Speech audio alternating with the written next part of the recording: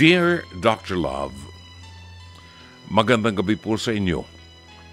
Sumulat po ako sa inyong programa dahil gusto ko pong maibsan ang sakit na dala ng matinding pagdadalamhati. Kailangan ko po ng ibang taong masasabihan ng sakit na iniinda ko ng ilang buwan na rin po. Tawagin niyo po ako sa pangalang Arlene. Ako po ay 32 anyos at taga Bacoor, Cavite. Kasal na po ako ng 6 years. It took me 2 years to finally get pregnant, kaya laking tuwa po naming mag-asawa nang nag-positive ako sa pregnancy test after so many attempts. So, 4 years ago, I gave birth to our baby. Pinangalanan namin siyang Ara. At first-time parents, nakatutok talaga kami sa pag-aalaga kay Ara at super alaga talaga. Lumaki si Ara na katulad ng ibang mga bata. She was our bundle of joy. Siya ang center of attention kapag may family gatherings, lalo na't unang apo sa both sides ng family namin. When she turned 3 years old, nagsimula siyang maging matamlay at laging nanghihina. Akala namin simpleng sakit lang, hanggang sa nalaman naming meron pala siyang leukemia. Para kaming binagsakan ng mundo, Dr. Love, kahit maggastos ang gamutan. Ginawa talaga namin ang lahat para lamang gumaling si Ara. Nakapag-birthday pa nga siya habang nasa hospital when she turned 4 years old. Hanggang sa dumating na po ang sandaling kinatatakutan namin. Dr. Love, bumigay na ang katawan ni Ara at pumanaw na siya. Naroon kami sa paligid niya when she took her last breath. Hindi ko kinaya mga sandaling yun, Dr. Love. Pero kailangan maging matatag. Masakit para sa isang ina ang mawala ng anak and to think na bata pa siya. She was just 4 years old. Marami kaming pangarap para kay Ara at marami kaming iniisip na moments na ipa-experience namin sa kanya para maramdaman niya yung kagandahan ng mundo. Pero wala na siya. It's been 8 months since Ara died, but the grief remains, Dr. Love. The pain remains. The longing remains. And I don't think I can ever recover from this.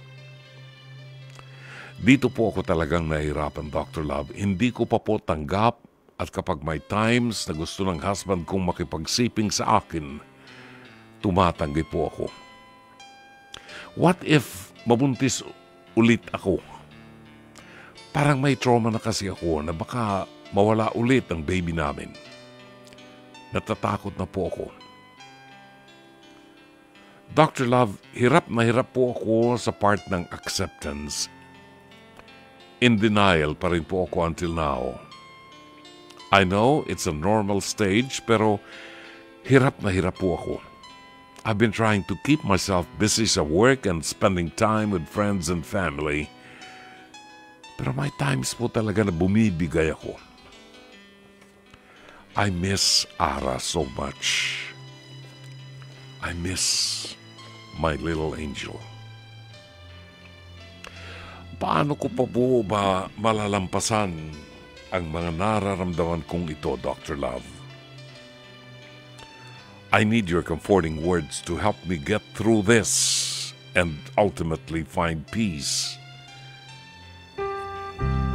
in acceptance. Marami pong salamat, Dr. Love. Umaasa ako at hihintayin ko ang iyong payo. Sincerely, Arlene ng Bacoor, Cavite. Balikan natin ang liham kasaysayan ni Arlene ng Bacoor, Cavite. Isa sa pinakamasakit na experience sa buhay ang mawalan ka ng isang mahal sa buhay. At lahat po tayo ay nakakaranas niyan. In our own time, may kanya-kanyang panahon na kaming mag-asawa ay namatayan kami ng anak, yung panganay namin, kambal, 2 lalaki na namatay magkasunod, ilang araw lamang ang difference. Yun ang aming unang experience. And pangalawa, namatay ang nanay ko at nang pumanaw siya ay nandun nakapaligid kami ng pamilya ko sa kanya and we were praying the rosary. And then 2 years after, namatay naman ang tatay ko habang ako ay nagpuprograma dun sa kabilang himpilan sa DZMM. Nang umuwi ako sa bahay, kamamatay lang niya, hindi na ako nahintay ng tatay ko. Basta tayo namamatayan, nawawala ng mahal sa buhay, talagang napakasakit po niyan. At sangayon sa mga paham, sangayon sa mga doktor, psychologist and psychiatrist, sabi nga ni Dr. Camille Garcia, mayroong stages ang grieving ng isang tao. At kasama dyan ang minsan anger, may galit, nagagalit sa tao, nagagalit sa Diyos, depression and all those stuff. Kasama yan. So, take your time. Masyadong maaga pa para makarecover ka, but give yourself time to recover. At bahagi yan talaga ng grieving, no? Lamang, gusto ko lang ibahagi sa iyo sapagkat siguro mas maraming experiences na ako when it comes to losing someone and when it comes to grieving. In fact, there are times when napag-uusapan ng pagkamatay ng magulang ng nanay ko ay umiiyak pa rin ako after several years ng kanyang pagkamatay.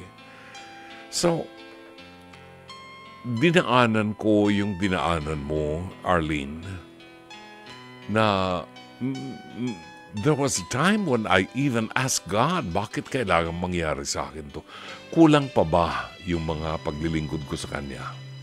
And later on, I realized, nakakahiya sa Diyos that I question Him. Dito pumapasok ang isang malaking factor para doon sa for those who are grieving. Ang ating faith, ang ating pananampalataya sa Panginoon. Nung una, hirap na hirap akong tanggapin na wala na akong mga magulang, na wala din yung aking panganay na mga anak na kambal. But then, in the silence of my heart during my prayers, pumasok sa isip ko, kung alam ko ang pupuntahan ng kaluluwa ng aking mga mahal sa buhay, kung alam kong hindi pababayaan ng Diyos at makakasama ng Diyos at ng mga banal ang mahal ko sa buhay, ano pa ang dapat kong ipag-alala? Hindi ba't kailangang pagtiwalaan ko ang Diyos? Hindi ba kailangang sa panahon ng kadiliman ng aking buhay ay kumapit ako sa Diyos at ipagkatiwala ko sa Kanya ang kaluluwa ng aking mahal sa buhay? Then, noon ko nalaman na sinusubukan ang aking katatagan ng pananampalataya. Sapagkat ang isang mahal sa buhay sa kanyang pagpanaw, naniniwala tayo mga Kristiyano na ito ang pagsilang pa lamang sa buhay na walang hanggan. At sa buhay na walang hanggan ay makakasama natin ang Panginoon sa kanyang kaharian kasama ng mga banal at ng mga anghel. Sa uri ng ating pamumuhay dito sa daigdig, ibabase ng Diyos kung tayo ay makakasama niya sa kanyang kaharian. Sa kanyang pagbabalik, tayo ba'y mapapasama doon sa mga kambing o tayo mapapasama sa mga tupa sa kanyang kanan? Sa mga bata, ginarantiyahan ng Panginoon ang mga batang ito. Ang mga anghel ng mga batang ito ay walang humpay na nananalangin sa Diyos Ama. Kaya ipagkatiwala natin sa Diyos ang kaluluwa ng ating anak. Huwag mo ring bigyan ng pagkakataon na maapektuhan ang inyong pagsasamang mag-asawa. Dahil hindi rin ginusto ng iyong asawa na mawala ang iyong anak. Bakit hindi mo ipagkatiwala sa Diyos at hilingin sa Kanya na kung loloobin niya, ay bigyan ka ng isang makakapalit ng iyong anak? Dito, sa mga panahong katulad nito, maaalala natin na sa panahon ng kadiliman ng buhay natin, lalong naroroon at malapit ang Diyos para sa atin. Pero katulad ng sinabi ko sa iyo, take your time. Hindi maaaring daanin sa madalian ang grief ng isang tao. Pero ang mahalaga ay maipagkatiwala mo sa Diyos. At when I say ipagkatiwala mo sa Diyos ang kaluluwa ng iyong anak. May mga bagay tayong hindi matugunan o hindi masagot. And I remember Pope Francis, when he visited the Philippines, nang magtungo siya sa UST, may isang batang nagtanong sa kanya, bakit ganito ang buhay namin? Bakit namatay ang tatay ko? Bakit pulubi kami ngayon? Bakit ulila na ako? And these are questions that Pope Francis was surprised to hear from a very young child. At ito ang katanungan na nagpatahimik kay Pope Francis. Sabi nga niya, may mga katanungan sa buhay natin na minsan ay hindi natin masagot. At tanging Diyos lamang ang makasasagot nito. At madidinig natin ang tinig ng Diyos sa katahimikan ng ating puso. 8 minuto bago mag-alas 11 ng gabi, sana'y natulungan ka ng palatuntunang ito. As always, Dr. Love.